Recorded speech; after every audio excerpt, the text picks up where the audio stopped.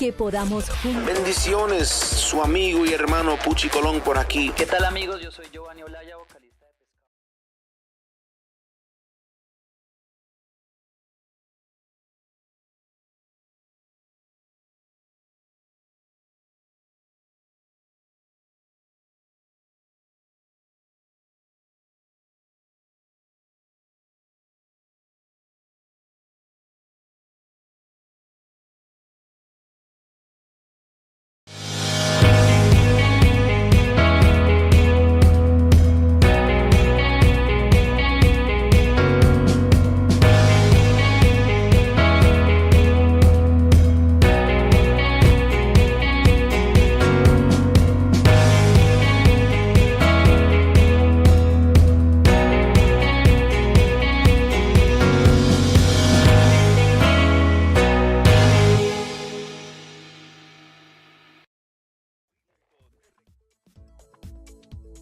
Good morning, Houston, and good morning, USA. This is Dr. Vicky Cruz with the Hero Network.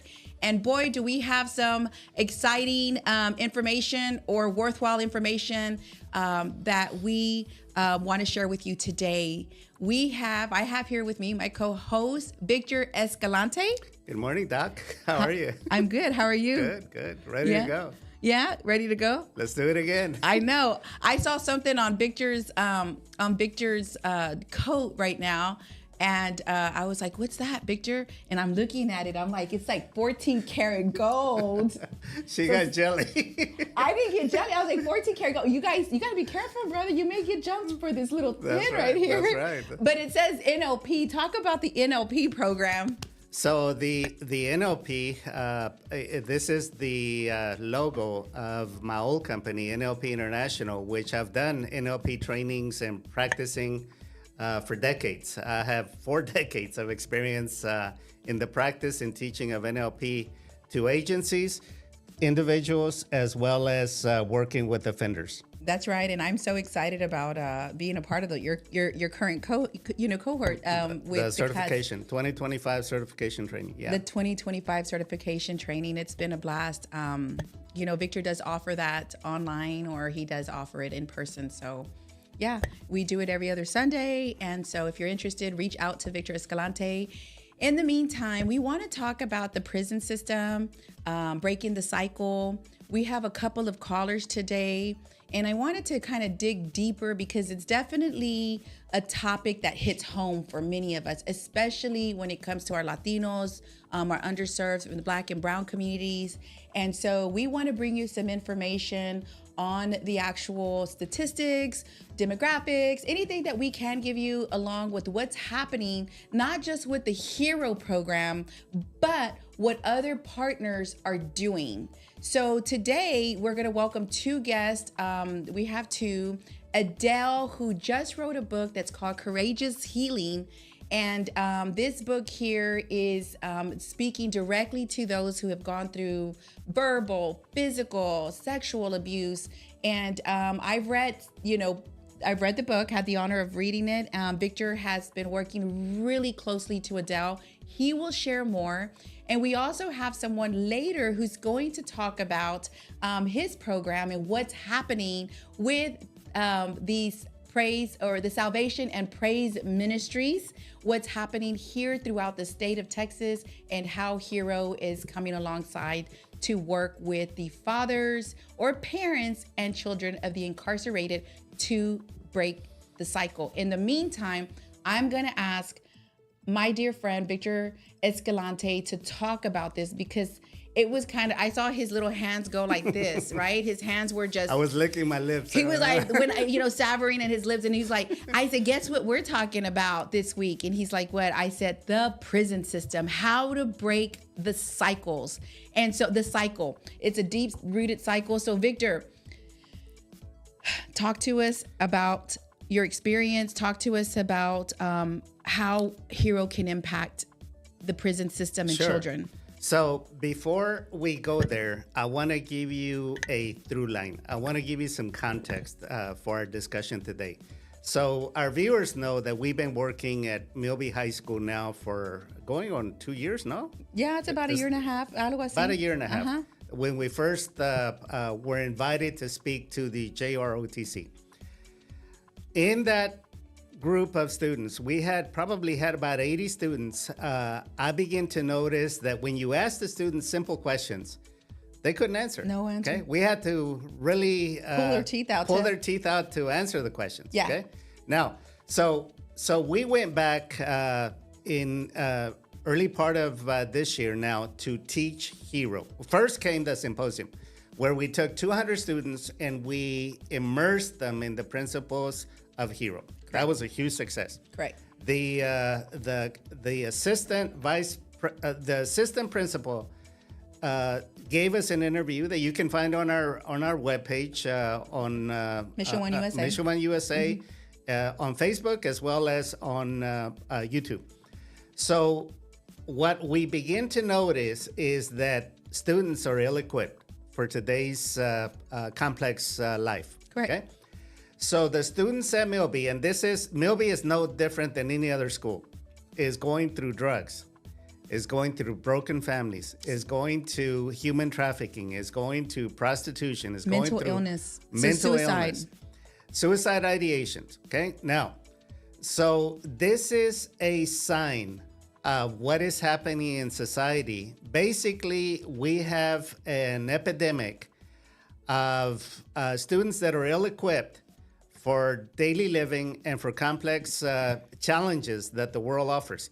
These kids are at risk, or as I say in class, if you are defiant, if you are here to defy us, your teachers, if you are here to break the rules, you're on the path to being in the Texas criminal justice system, because I have been there for 10 years, working with offenders with all kinds of problems, gangs, alcohol, drug use, trafficking, whatever you are doing today as an adolescent in high school, that is going to chart your future. So it's very important that you adopt the principles of HERO, which is being helpful, encouraging, respectful, and tests.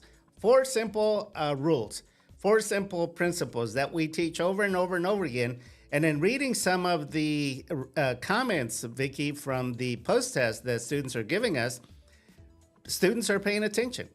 Okay? No, they are. Where teachers cannot break through and get them to get out of that trance of constantly scrolling, constantly being distracted. Yes. It's like for the first time, maybe, they're paying attention. Yes, we're ongoing looking at these notes, even awarding them, rewarding them Yes, for the notes. Absolutely. And what they take. And so what's really nice about this is that, these kids are absorbing and actually exemplifying the traits of HERO according to what, the assistant principal, as Victor said, Rumbo, who has taken in and giving us, just the feedback.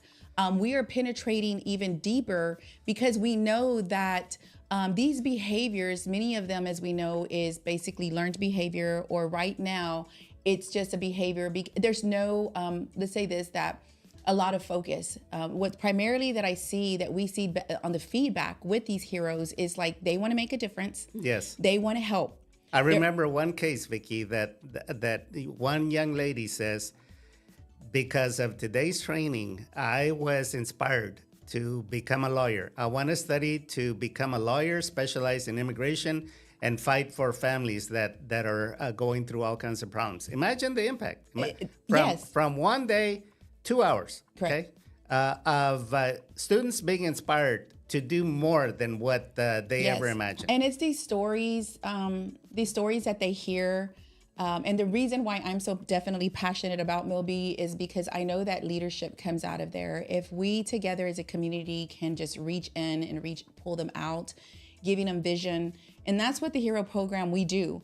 And one of the things that the feedback, along with helping and giving them vision and mission and purpose, they talk about focus. They talk about how cell phones have confessed how cell phone has been a major distraction for them. And so how they would make a difference to become a hero. So we're really, really excited about how the HERO program, the churches that are coming alongside with us, and what the plan is for the next steps of HERO. So follow us, as Victor said. One thing that's really important, and we're going to get back into the prison system, but we know that this is going to be a tight schedule because we want to give you as much information as we can. But we have a coaching class just to let you know how you can get plugged in. It's going to happen next week at 816 Evergreen Street. And Evergreen Drive. Evergreen Drive. Evergreen Drive. It's going to be there in the southeast side of Houston. Thank you so much to the church family of Hope Church, who's opened up their doors to allowing the coaches to come in, and for Victor and myself, so we can go out and teach the students. We've also taught an MC class. So if you're interested in becoming a hero, a coach, please, let's do that, because guess what's happening next? Our MilB students will be participating in this program. And so that's what's going on. Yeah? Yes. So going back into the system and what Victor's saying and talking about, Victor, tell us about what you've seen, because you have years of working in the prison, the prison system. I have years of watching, being almost caught up in the cycle. Yes. Growing up, my story, like, hey, Sure. and I looked back when I got asked, hey, do you want to be another statistic? Sure. And Mr. Morgan, and I looked back and I said, wow, this is my journey. I either exactly change for the baby, change for myself, or B, the world around me hit me. I want to piggyback on what you just said, a statistic. So one of the things that I begin to notice working in the system and working with offenders is that about 90% of the offenders were Latinos. Yes. Now, that's in part because El Paso is predominantly Latino, okay? But if you track the numbers throughout the state, the majority of inmates are Latinos and African Americans. Mm-hmm. Why?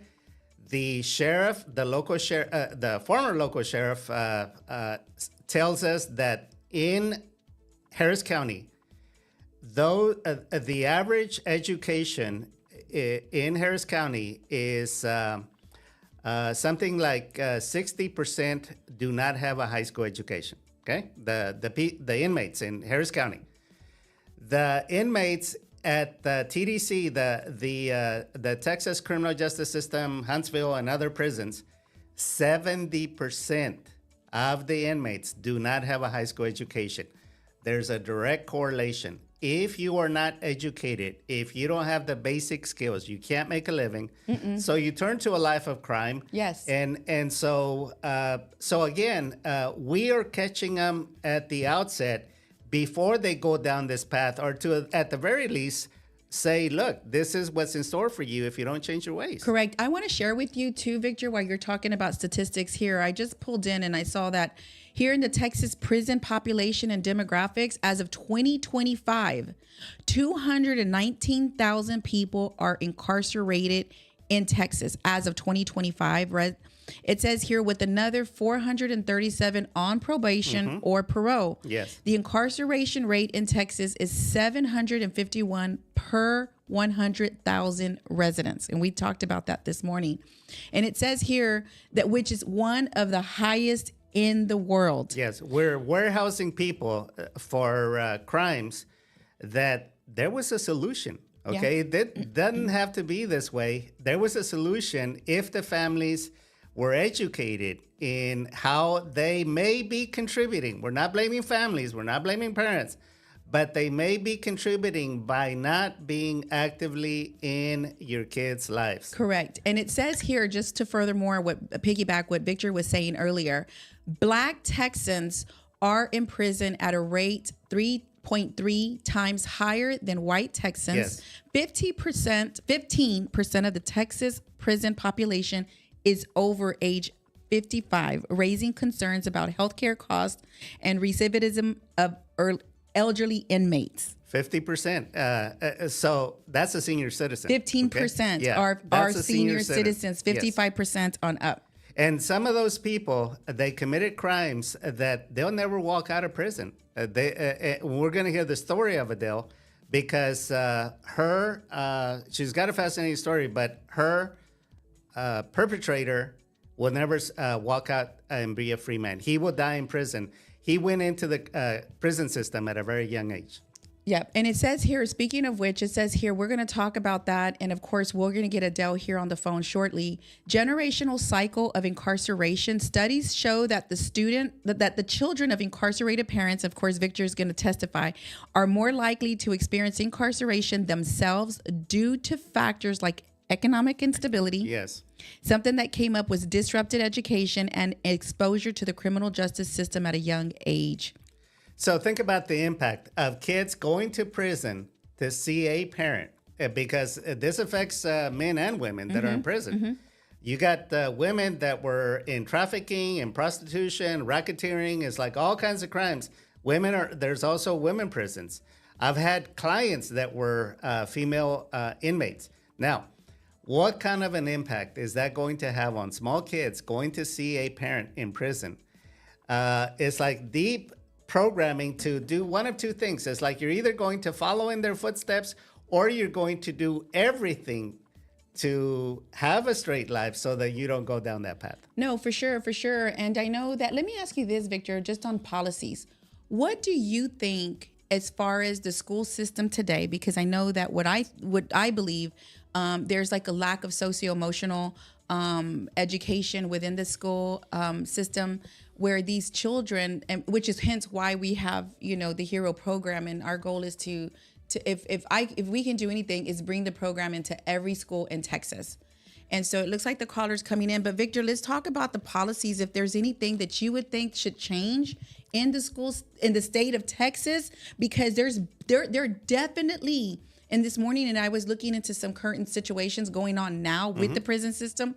There's definitely a gap. I was speaking to a counselor this morning, and she said, "Ms. Cruz, my hands are tied." Yeah.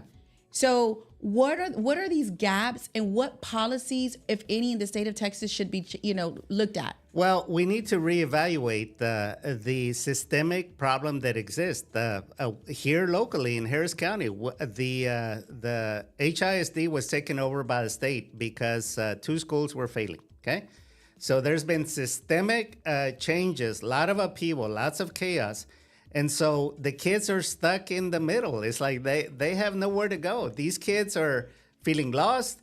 They're not motivated to study. That was another factor that I saw in reading some of the commentaries from students is now I am motivated to study. Yeah. Okay? And then not only that, the lack of motivation from the COVID pandemic has literally has impacted their focus. The pandemic, I mean, we just did a recording, a documentary, a short clip, and why they feel distracted. They mentioned on this video how, the lack of learning or learning from home or the lack of coming in, it's just, they just do not take school as serious as they have in the past. So in the meantime, we do have Adele. Welcome, Adele, to the call. And I'm going to allow Victor, who's been working really close to her, introduce Adele. Adele, welcome to the show. I am the writer and I am the facilitator of what we're getting ready to do. Adele M. George from New Orleans. Welcome to the show, Adele.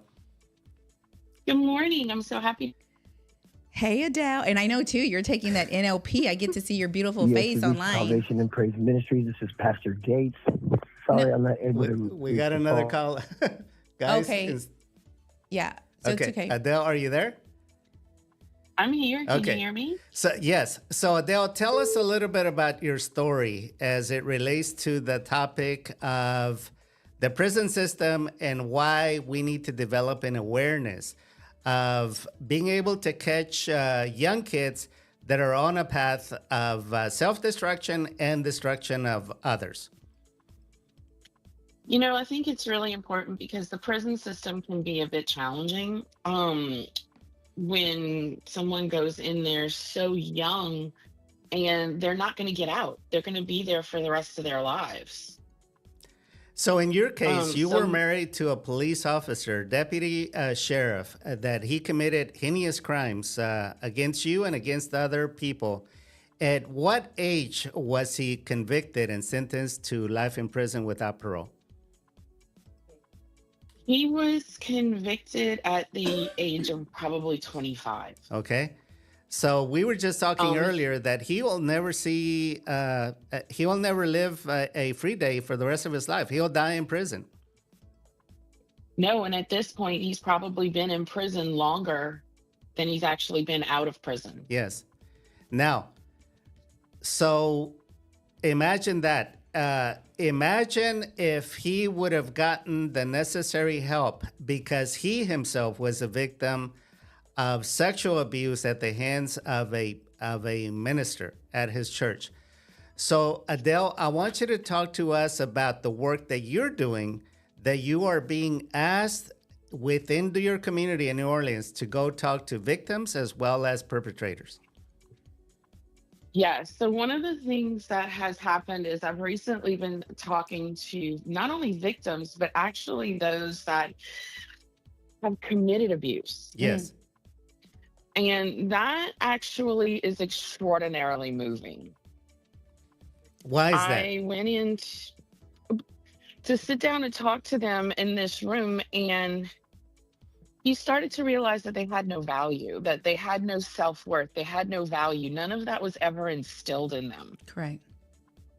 And when I told them my ex-husband's story, you could see in their eyes half of them could relate. They were abused in some way, shape, or form. They didn't have the parental guidance. They didn't have the support, or they were just told that they were worthless. Sure, because the rule breaking started at a very young age. The defiant personality, the antisocial behavior, and the rule breaking started at a young age. And so, again, if they're a problem kid and the parents are struggling themselves, they don't have the bandwidth to deal with problem kids. Yes, it's definitely an emotional one. I too have gone into the prison system, Victor and Adele, speaking to grown men about the story, my story, and the rape and things that I had gone through. And I would say 75% of the men, and I talked about the abuse and talk about being a veteran's wife and things like that, that it really penetrated their hearts. And some of them came out,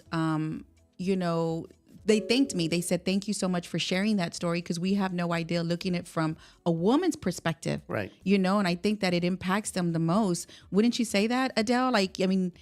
What did you find when, in your conclusion?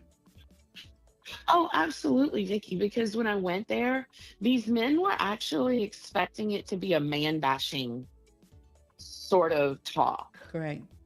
where I was going to come in and tell them that they were horrible, that they were, that they were not that it was because of who they were as a sex, not as the person that they were raised. And when they realized so that humanizing I them, wasn't there to bash them. Exactly. So humanizing them and showing empathy and to some extent grace, because again, while these people did not violate you, that they didn't commit a crime against you, from an altruistic viewpoint, you were there to give them grace and to help them realize that they did matter, that in spite of their experience and what they've been through and their childhood and everything, is they did matter. Yes, and it gives them hope Exactly. and purpose. It gives them a hope to saying, hey, there is an opportunity to overcome and break the cycle. Right. And I think that these stories, we just had someone here, Maxine, who talked about these Yes. the mental illness. Sure. And the thing. So tell us more about your book, Adele. Well, I'm so excited about my book. I have to tell you, I'm so absolutely thrilled about it. And, I wanted people to know my story. I'm just an average person who grew up in a small town, little bit of discord and abuse in my family through my mother's side. I didn't grow up the way that she wanted me to. Yeah, I saw that. I saw that your And- family had an image too, right? In the community, that you were trying so Yeah. hard to fit in this little box to stay quiet, to protect that. Yeah, I was, and it wasn't me. And what happened is I ended up having no value or self-worth, and I didn't even know what that was. And so what happened for me was it was easy for me to walk into being into a relationship with someone who was abusive. Because at that point, the love bombing and, all the stereotypical things an abusive person does to all of a sudden make me feel special and feel loved that that I was longing for and I didn't necessarily have before. Correct. And so the abuse, you had no point of reference to say this is not the way it's supposed to be. So you just kind of accepted it, like, I guess that's the way it's supposed to be. I think that's like so many young many girls women, today. yeah. So many young girls, Young Adele. girls. We go into the schools, and that's why, like, when I read your book, I was like, okay, awesome. Like, what do we? We've got to get these stories out, because these children, these women, and they find healing and hope knowing that someone actually like yourself pulled through. And so I can't wait. We're going to share more information about Adele's book once it comes out. I think Victor says it's coming out on the 31st. Yes. The 31st. Yeah. Yeah. And so we've been, when I read your story, it really touched my heart, because Victor my book will be coming out soon too. About the cycle and breaking the cycle, finding that self-worth. And can you tell me, I mean, so these people in prison, just going back into that, so they basically can relate, and they felt grace. They felt your grace inside there. And you definitely, through the grace, can see hope. And tell us more about that, and what you found, how you found healing through that. So there's one point that I want to talk about that I explained to everyone in the room. And one is that I came to understand that my ex-husband wasn't the monster. He wasn't born the monster he was. It was created. And when I explained this to them, and I told them that I don't hold any, I understand now.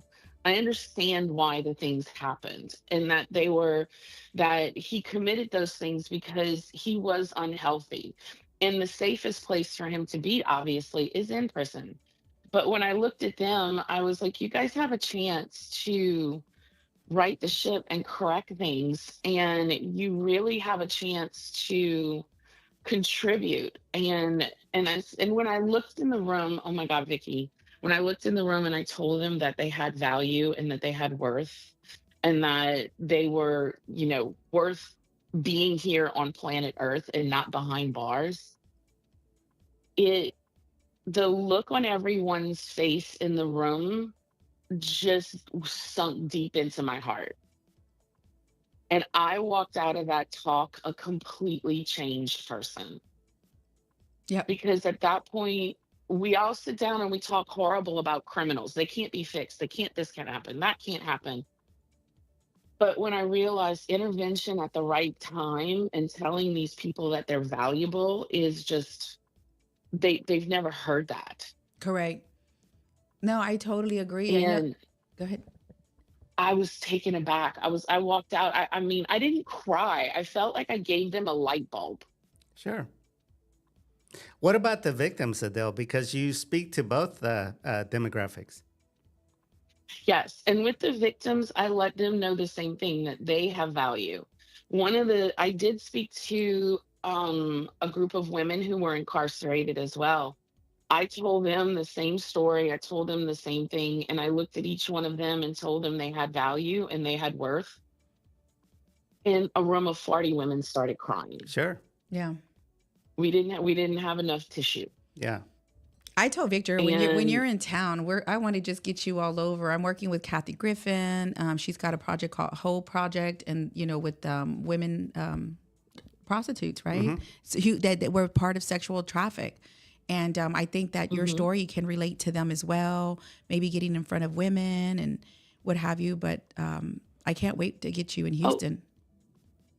100%. I can't wait to get there. I definitely can't wait to get there and spend some time there, because I'm realizing just this, it's like we all have a candle inside our souls. Yes. And at some point, someone blew it out. And the three of us are here to light that candle. That's right.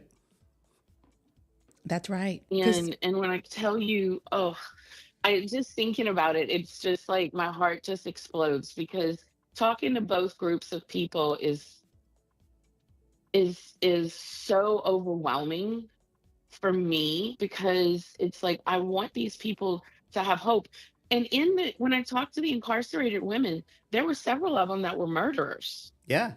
And Adele, what I was telling Vicky earlier is some of these women, they're in prison because they took justice into their own hands and they killed their perpetrators, or they did horrible things as a means of survival. And again, the system is going to lock you up because you violated the law, but there is no grace in you defending and standing up for yourself. No, and we also know that's also a breakdown in the legal system. Yes. You know, and that's a whole nother intervention, but it's important. It's an important one. Yes. So what you have done, Adele, is become the voice for both perpetrators as well as victims of domestic violence. Yes. a bridge. It's a passion of mine. It's now a passion of mine to speak to not only those who have been abused, but abusers as well. Yes. Because guys, I know that if my ex would have had the intervention he needed, both medically, psychologically, that he could have been a healthier person and he may not have committed these crimes. You got to read the book because he had a nervous breakdown before he was recruited into the police department. And again, he fell through the cracks because of bureaucracy. And now, as a result of Adele's experience and her ex-husband, now there's stringent background checks as well as vetting of all law officers in the state of Louisiana. Awesome. Yeah. Exactly. Exactly. It went from just like a 5-minute interview with a psychologist or a psychiatrist to now I think they have to answer like a 130 question questionnaire. Hey, so Adele, what is it that you would want listeners, viewers to know? Any final words that you would want them to know, or where to find you, find your book? Yes. Yes. Okay. So the book isn't out yet, but it will be out in on Amazon. So once we have the link posted, I'm sure Victor can pass it along to you so that you can share it. The final thoughts is I want everyone to know they have worth and they have value. That's right. And if they have no other place to start there. Mm-hmm. Self-esteem. Self-esteem is critical. Yes, very much. No, absolutely. And so we'll get that information out. In the meantime, Adele and Victor, they both have a Courageous Living podcast. So he'll put some information on the comments of this video along with on our promotion, or not, just the on the post when it comes to how to find Adele and the Courageous Living. In the meantime, so Adele, I thank you so much for coming on board, to coming online with us to talk about your story and to share with us the hope to our viewers that, sometimes we want to put those walls up, not understanding what those stories are. And we have to have that compassion for ourselves to begin the healing cycles within ourselves, just like Adele did, and how she can now be healthy to go into these areas and spread that knowledge, education, and most importantly, that grace, because that's the only way we'll be able to overcome these barriers that are in the lives of children. And that's what we want to do, is break the cycle there in the prison systems, break the cycles in the school, disrupt that the mindset, right? The poverty mindset. So Adele, we thank you so much. Victor, you want to? Thanks for joining us, Adele. We'll be in contact. I'll see you Sunday. Thanks so much, guys, for having me. You guys have a great Thank afternoon. you. So, gosh, she's so sweet. Yeah. Very, very sweet, and you'll learn more about her. She's a hero in our books. Adele is a hero. And I can't wait to get her in front. So in front of our students one day. Next, we're going to have someone who I'm going to tell him to call in. Call in now.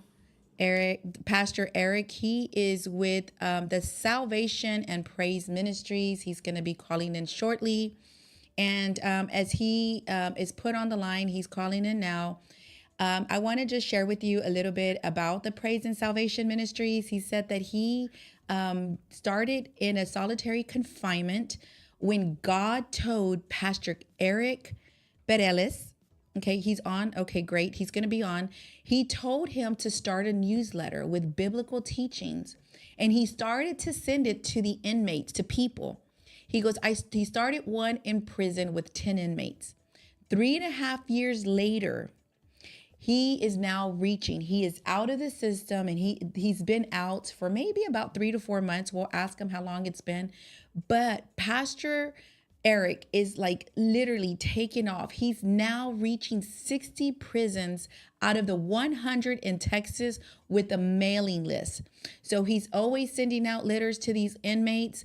It says here they do prison ministries or feeding the homeless under the bridges. I know that they were here in Houston also feeding recently. They do revival projects in these areas, these underserved crime infested areas in Port Arthur. He's also going into San Saba prison where they do revivals, Victor, to reach hundreds. So I know that this is going to be a really good conversation. Pastor Eric, are you here? Yes, ma'am, I'm here. Okay, so I'm sure you're hearing about a little bit about yourself, and we want to ask you, Victor. This is Pastor Eric. Pastor Eric, this is also Victor, who's worked extensively in the prison system. Welcome to the show. Thank you. Nice. I appreciate it. God bless you. Yeah, so we're excited about what's happening, and we thank you for the invite that you have invited us, the Hero Program. You've been following us, and you called me up and you said, listen, I've got children. I'm like, yes. And, we've been kind of collaborating with networking and how we can just partner in together. Tell us what you're doing now, a little bit about yourself. I mean, I just made mention, you've been out how long, brother? I've been out 6 months. It's been 6 months. Okay. And in these 6 months, what are you doing and what's the plan for the next years to come? Well, only God knows the future, but so we're just trying to work incrementally to just allow God to use us for his glory. And since, unfortunately, I did 23 years in prison and like 5 years in solitary confinement, I was able to really, or I'll put it this way, God found me there. So we want to build halfway houses. We're gonna call them whole way houses because we don't want to do nothing halfway. And knowing the prison system, go ahead. No, we're listening. Oh, so knowing the prison system and how it works, it's like God put me there because before I even got out, I was already working on a plan to break back in. And when I started networking and fellowshipping with Sister Vicky, and she was showing me the videos, and I started following it on TikTok and YouTube, I said to myself, there's inmates in there who have kids. And a lot of times, yes, because of the kids, they don't have both their parents or maybe one of their parents are in prison. Well, then they end up being in prison. There's a cycle. So networking with y'all is actually getting ahead of this recidivism rate so these kids never succumb to such an atrocity as prison. So like she said, we're just we do street ministry. I literally take a backpack full of goodies and I walk up in the dangerous neighborhoods where there's prostitution, gangs, drugs, and I just minister and pray to people. We do events. We did one in Houston by Minute Maid Park under the bridge where heavily infested with homeless people. Like they had tents out there. It looked like a third world country. I can't even believe it was like that. So we would go over there and we take food and we minister the gospel. We pray for people. It was cold, so we took them beanie caps and hygiene. And we're also going into the prisons. We just went 2 weeks ago. We did a revival. Hundreds of people got saved. Hundreds of people got rededicated to the Lord. And since then, I've installed a discipleship program because you just can't do a revival and not have follow-up ministry. So we're doing that. I've actually adopted that unit. So we'll be going in there like twice a month to do a regular service. We're going back on Easter to pass out 700 cross chocolate candy bars. And here with the Hero, late May or late April, early May, we're going to be going into Jester 3, which is right here in the Houston vicinity. That's going to be right there in Richmond, Texas. So we can get this program That's it. and get these kids reunited with their fathers Look at Victor. and get these kids leadership training so they can be leaders in our community. We have to stop it. And I always tell people this, brother, if you want to make a pathway for other people to follow, the first one through the wall always gets the bloodiest. And I'm willing to get bloody for the Lord, for the children, for the community, because it makes our community just that much safer when we really, really get down in the trench, in the valley, and get That's bloody right. for God's kingdom. That's right. Victor. I'm a I'm a journalist, so I need to ask you, as a journalist, tell us how you ended up in the prison system. Okay, For so people to get context, unfortunately, for people to get context of why you are so passionate about what you do. well, I was born into a family which was, I don't mean no disrespect toward my dad, but he was a drug dealer. He was a gang member. So, like, he was putting drugs in my diaper, and we'd get pulled over. Here, hide this. Mhm. All the way since, like, as far as I can remember, 4 years old. Mm-hmm. And he was taking me to bars. I was seeing things a kid shouldn't see. So eventually, I just wanted to be like my dad. Sure. So when I got older, I started selling drugs. Like, I was already under investigation in high school, ninth grade, by undercover narcotic agents, and they waited till I was 17 to be an adult, and they kicked down my door and I found a large amount of cocaine, and that just ended up a real bad system because I went there 4 times, Okay. Now, and that's how I ended up there. I want to ask you a question. There sir.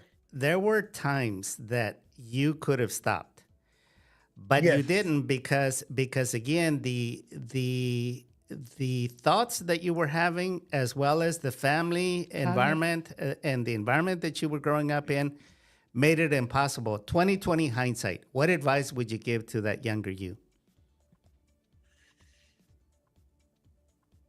You have to have the right kind of company, because your company affects your calling. Yes, because you are only the average of the probably the 3 or 4 people you hang around with. You're the average. It's like, if they are thugs, you're going to be a thug. If you are hanging out with people that are looking towards education, higher education, getting a career, you're going to become like them. So, Yep.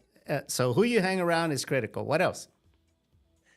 Well, another thing I would say is to get educated, get in the library, read, We talked about that. participate in extracurricular activities. Something like And- 70% of inmates in the Texas criminal justice system do not have a high school education.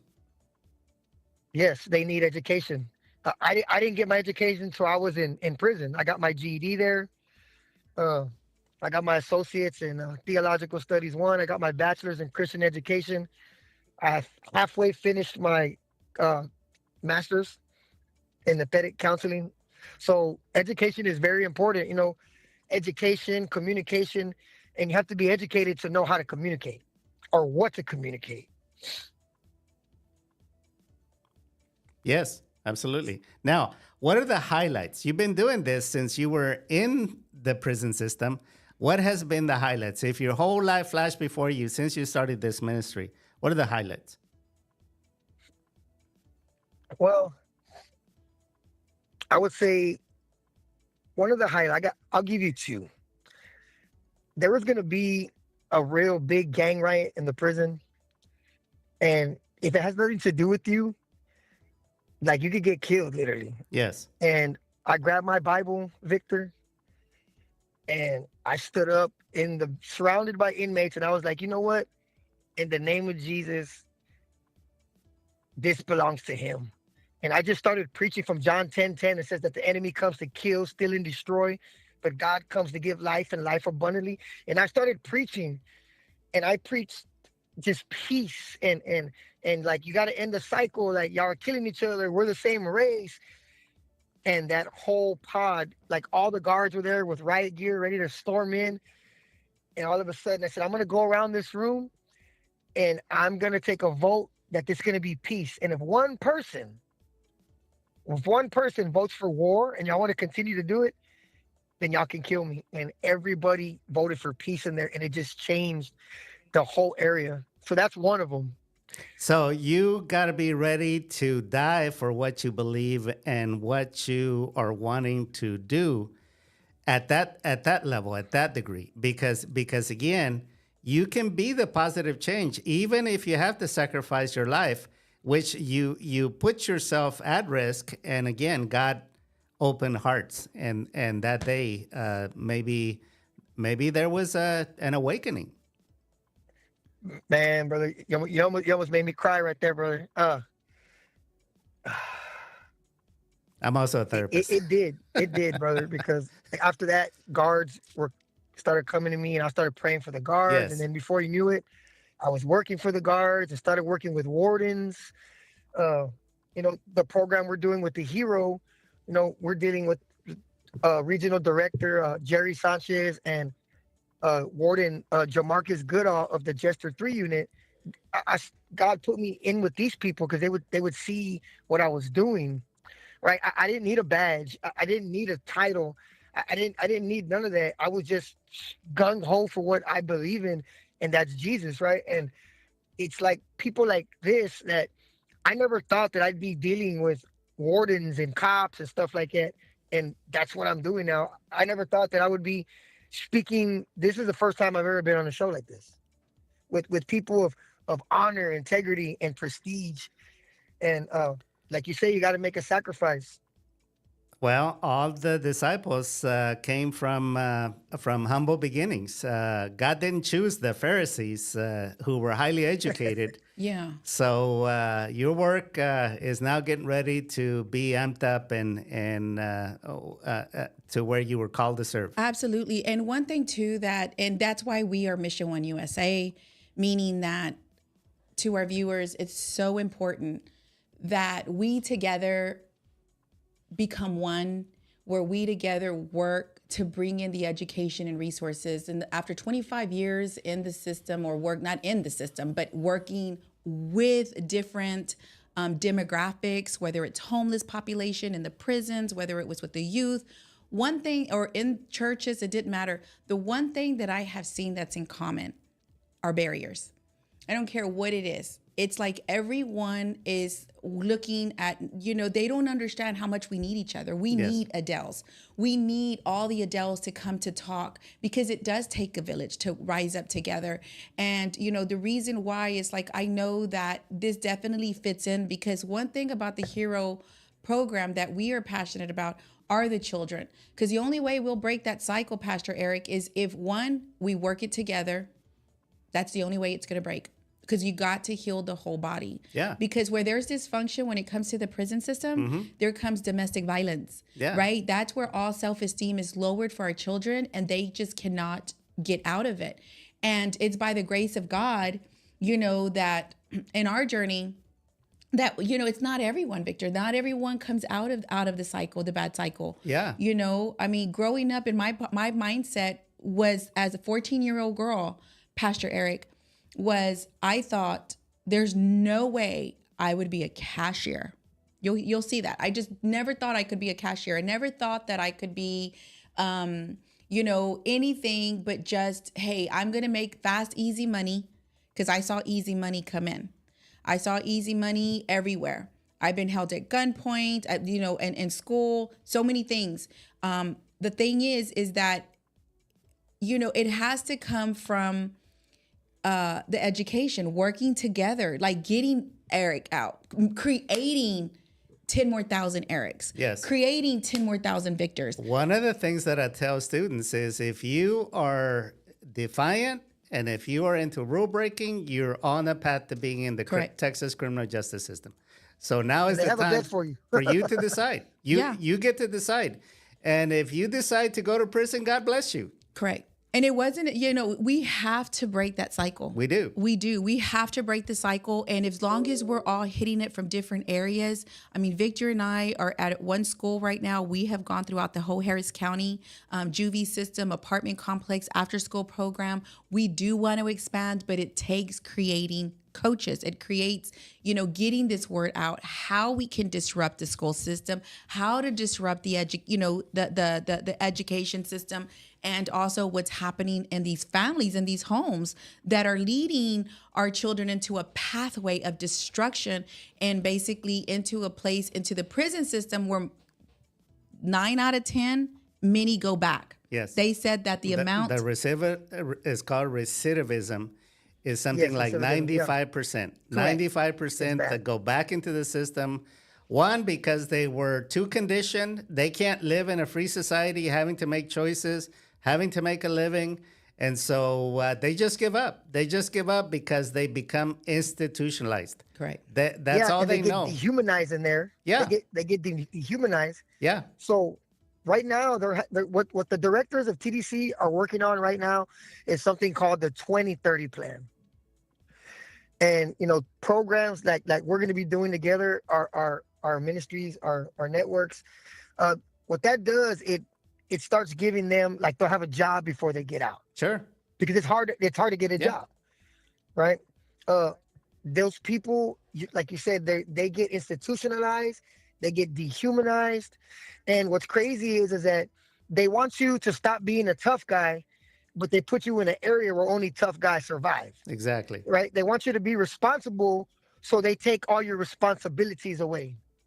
And if you take someone's responsibility away and they have no accountability, what happens is this: responsibility without accountability produces instability. Sure. So they become unstable, Yes. right? And they have all this instability, and it comes off to their kids. And because what's happening is that prison has almost become a fad. Yeah. Like, it's cool. Well, with young gang members, they think that that's a code of honor to go to prison and to have a record.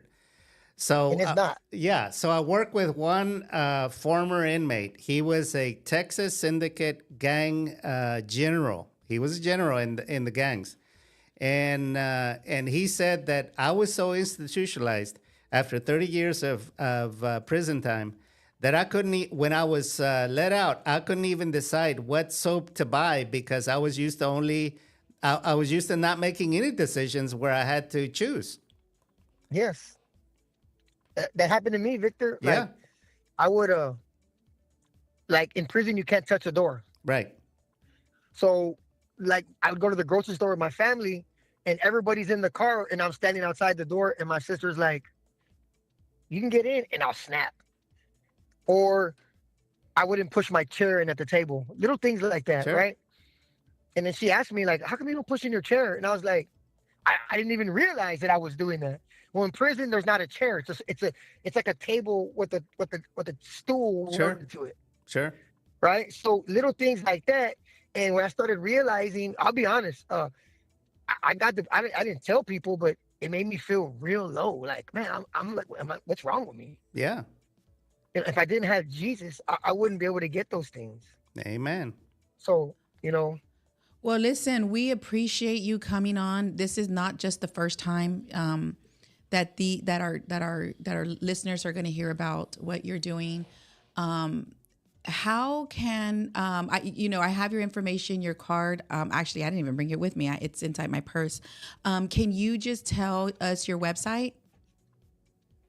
yes. Or So email? You can see me on YouTube at Pastor Eric Perales Gates. They're on YouTube. I have a TikTok. I have a lot of stuff on there. I prefer TikTok. I don't know, too many people use it, some don't. But my TikTok is TSPM dash God's Hitman. And the reason they call me God's Hitman is because when God sends me out against a demon who is attacking a human, I'm not gonna let go. I'm like a spiritual pit bull. I'm not gonna let go. I don't have just consistency. I have intensity, because that's what God did for me on that cross. Correct. I love it.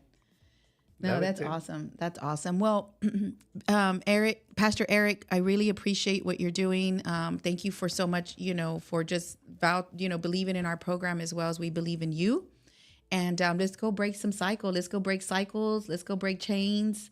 Let's empower kids. Let's empower the children, the future. Yes. And thank you all so much. For those that are watching, please share. Please go out and visit our page. Go visit Pastor Eric and Adele. See of the great things that they're doing. Learn more about what Victor's doing with the NLP. It's been great. I love it. I can't wait. I don't like missing church, but no, we'll figure that out. Anyway, I love you guys. We love you. Visit us on Facebook and all the channels. Victor has them out there, mission1usa.com for more updates about what's happening. Have a great week. Thank you. Yes. Thank you.